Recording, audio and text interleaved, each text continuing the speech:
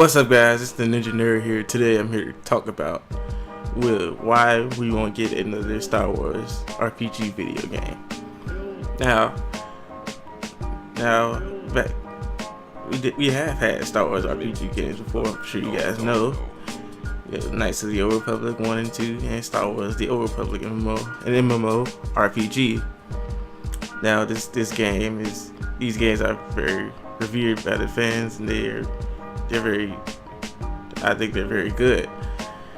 But with the news that the Lucasfilm is looking to have someone else make Star Wars games instead of EA, I want to explain why I personally don't think we'll ever see a Star Wars RPG. Now, let's go back to about a couple years ago at E3 2016. At E3 2016, it was EA showed basically like look into Star Wars future in video games. They said there's this new project coming from Visceral Games, people that make Dead Space. They're making a new Star Wars game, and from what I remember, it was going to be like a mixture of Assassin's Creed, Tomb Raider, and Uncharted. Like the space battles was going to be similar to the Assassin's Creed 4 Black Flag ship battles, and it's going to be a mixture of Tomb Raider, Uncharted on the ground. Amy Heinrich was the creative director. She had previously worked on Uncharted, so that's kind of why it's going to be similar to Uncharted. It's going to be a linear adventure game, not an RPG, but a linear adventure game, similar to how Uncharted is. Then we basically didn't really hear anything else about it till later on. But we eventually found out that EA wanted them to use the Frostbite engine for the game, which it wasn't built for the type of game that they were using. It was built for like first-person shooters like Battlefront games, Battlefield, the games they were doing at the time. So eventually they brought on this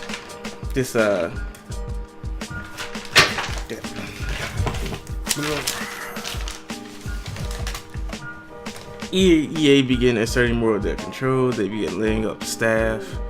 At E3 2016, they showed off. They showed off the demo. Then EA had a team of Vancouver come onto the project. It's called EA Vancouver. Then Vancouver and Visceral just started clashing with each other. Then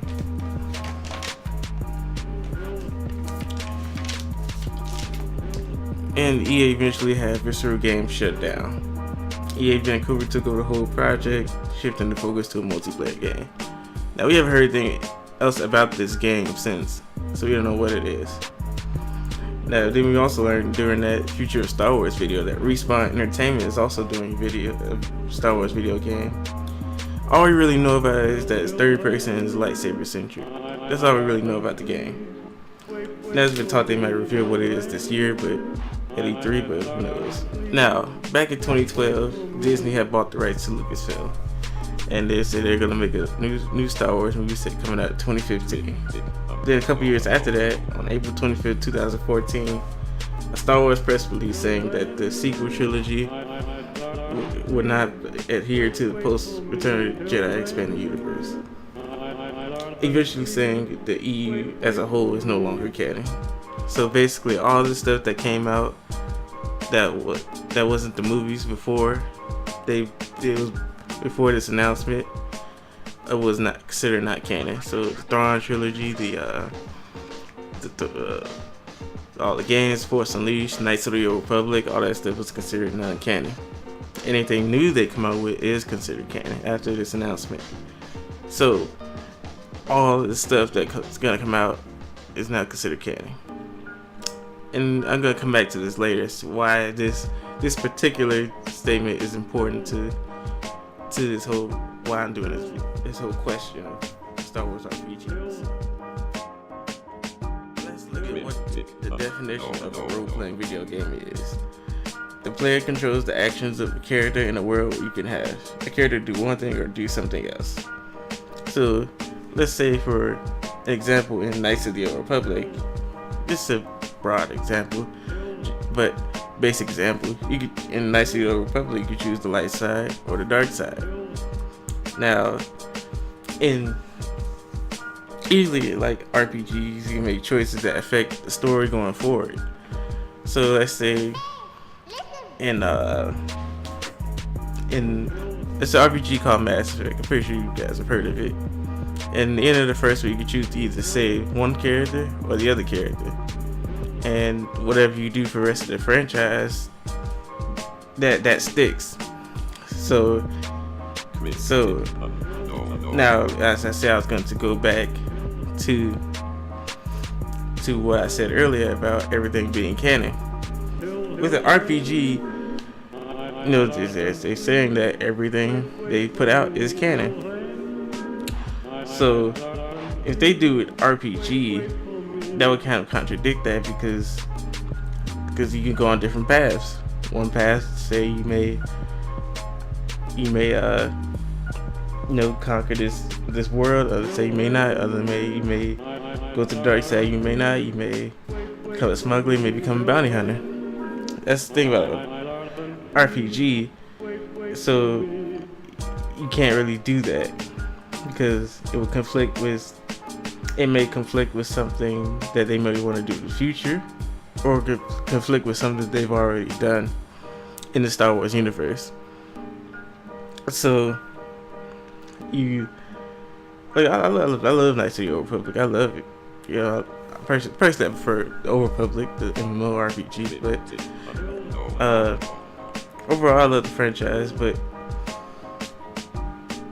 with I'm very excited about what this. I'm really curious to see what this Respawn game is. Because I just want to see it because it's lightsaber centric. It's third person.